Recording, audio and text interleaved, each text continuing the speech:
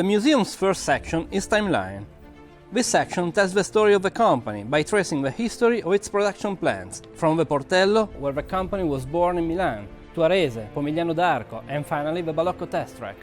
Secondly, it focuses on the people, managers, great designers, sport directors, who left their mark on these 110 years of history. Finally, an homage to all those Alfa employees who have written big or small pages of this story. But the absolute stars are the vehicles. 19 cars that bear witness to the various chapters in this 11 decades history. A history that naturally had to begin with the 24 horsepower, the first vehicle presented in 1910. 4 inline cylinders, 4 liters, 40 horsepower and 100 km/h in maximum speed. But still no brakes on front wheels, and wheels made on wood. A unique and still perfectly functioning vehicle.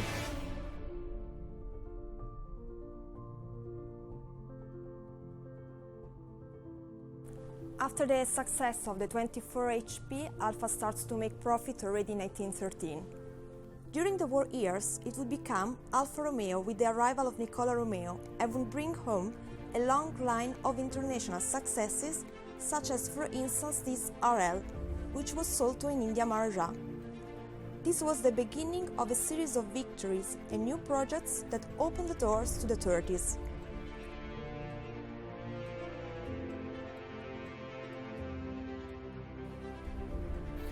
A period of great commercial success in the most important elegance contest, but also in the big races of that time. From the Mille Miglia to the Targa Florio and the 24-hour of Le Mans, Vittorio Jano's vehicles, first the 6Cs and then the 8Cs, just couldn't stop winning. This is the long wheelbase 8C 2300, which won the 24-hour of Le Mans race in 1931. It's powered by one of the designer's masterpieces, an inline 8-cylinder twin-cam with compressor, which was a true winner in the races, as well one of the most powerful and adaptable engines on the market.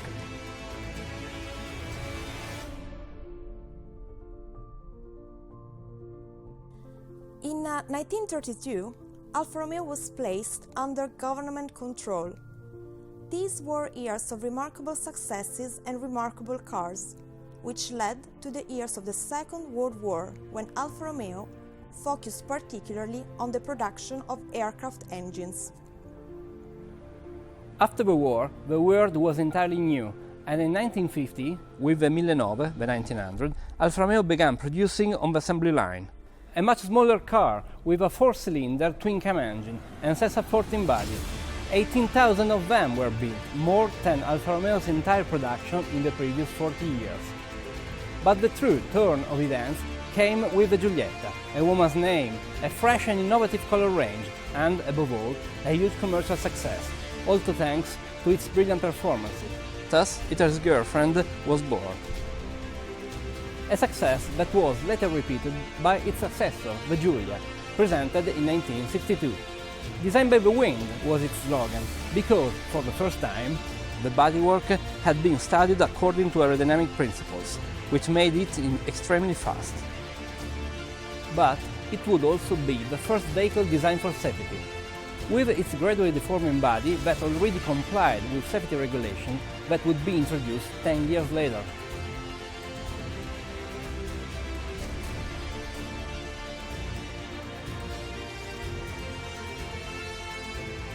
The 70s begin with the introduction of the Montreal, which had been presented at the Canadian Expo 3 years earlier.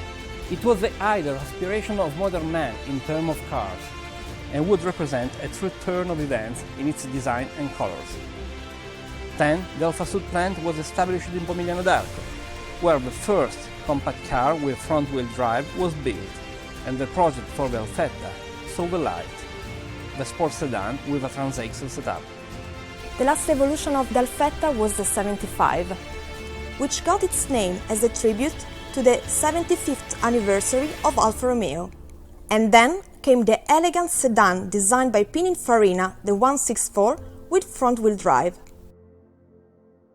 This was a time of revolution for the style center, but also for the mechanics. The common rail turbo diesel engine made its debut, as well as the high double wishbone front suspension.